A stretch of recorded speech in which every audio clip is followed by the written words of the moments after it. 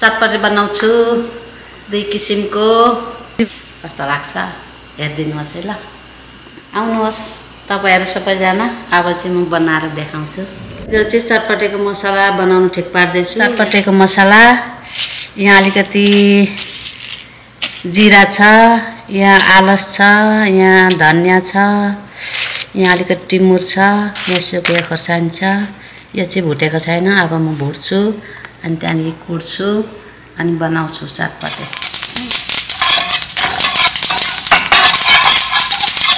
अब यसलाई चाहिँ सेलाउन दिन्छु अनि त्यहाँदेखि म मिक्सरमा लाएर पिस्छु त्यहाँबाट बन्छ चटपटे अब चाहिँ खोर्सानी भुट्दैछु अघि भुटेको मसलासँग अब तोरी मिसाउँछु र म मिक्सरमा लगाउँछु तोरी चाहिँ मैले अस्ति भुटेर राखेको थिएँ म भुटेर राखिराख्छु चाहिँदाखेरि सजिलो हुन्छ अब चाहिँ मैले पिस्न आँटेको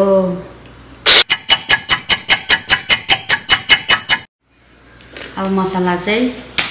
रेडी भयो मसला पनि रेडी भयो अब म ओबानो चटपटे बनाउँछु पहिले अब हेर्दै जानु होला दिदीबहिनी हो काँक्रा धनिया चना उसिनेको यो चाहिँ चनाचुर दालमुट रम्पम म अलिकति लगाउँछु धेरै लगाउँदैन रम्पमको मसला पनि लगाएँ त्यहाँबाट म ठोक्रे लगाउँछु म मुराई लगाउँछु मसला लगाउँछु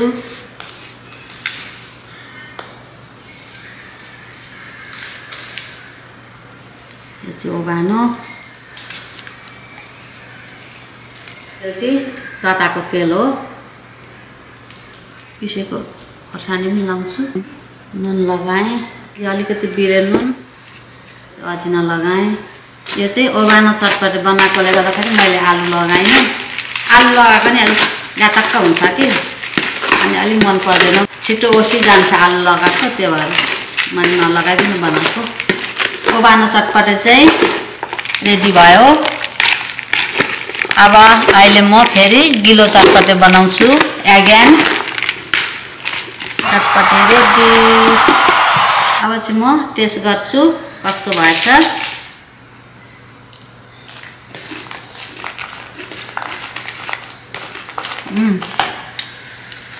दामी भएको साथीहरु तपाईहरु पनि यसरी बनाएर खानुहोस् कस्तो हुन्छ अनि मलाई पनि भन्नुहोस् मेरो भिडियोमा पनि हेरेर यसो लाइक कमेन्ट सब्स्क्राइब गरिदिनुहोस् ल अब चाहिँ म गिलो चटपटे बनाउँछु अब म चाहिँ गिलो चटपटे बनाउन आँटेको म यसमै सबै थोक फेरि थप्छु अनि म गिलो चटपटे बनाउँछु अब सबै थोक फेरि थपेर बनाउँछु काँक्रा लगाएँ यो काँक्रा सबै लगाइदिन्छु अनि प्याज लगाइदिन्छु सबै अनि धनिया पनि लगाउँछु अनि यो अलिक थप्छु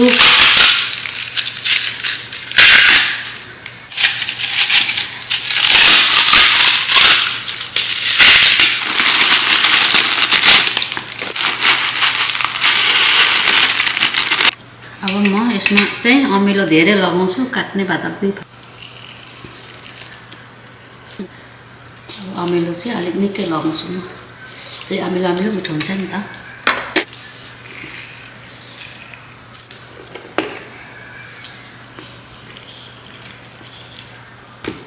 अब मुराई थप्छु यो मसला थप्छु अब यो म यो गिलो हुने लगाउँछु तर अलिक कम्ती भएछ क्या यो ढेडो अलिक तेल पनि थप्छु यहाँ माथिबाट म चाहिँ हातले अलिक मन पर्दैन कि साथीहरु यो डाडुले म फिटिरहेको छु हात पोल्छ खोर्सानी लागेपछि अनि खोर्सानीमा हात चोक्नु मन लाग्छ जिब्रो मात्रै चोक्नु मन लाग्छ खोर्सानीमा चाहिँ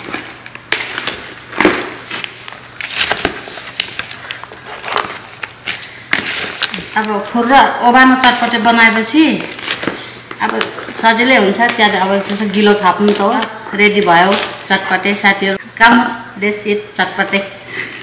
everybody come on now ready chatpate म थालमा लगाएर देखाउँछु साथीहरु कस्तो लाग्छ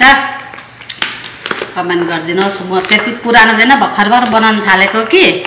अलिक ढङ्ग पुग्दैन ढङ्ग पुर्याएर हेर्दिनु सुन्दिनु होला मैले प्लेटमा लगाएँ चटपटे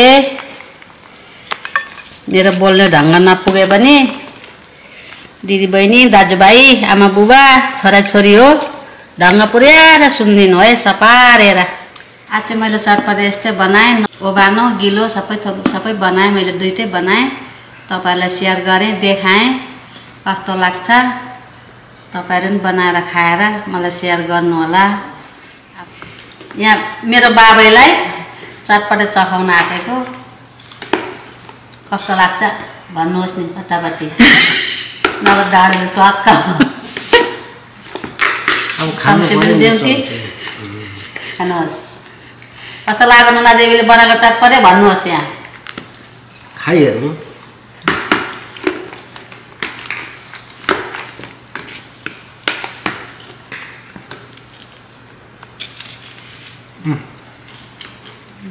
हाम्रो आमाले चटपटे राम्रै बनाएको रहेछ तपाईहरुलाई पनि मन पर्यो भने लाइक कमेन्ट सब्स्क्राइब गरिदिनुहोस्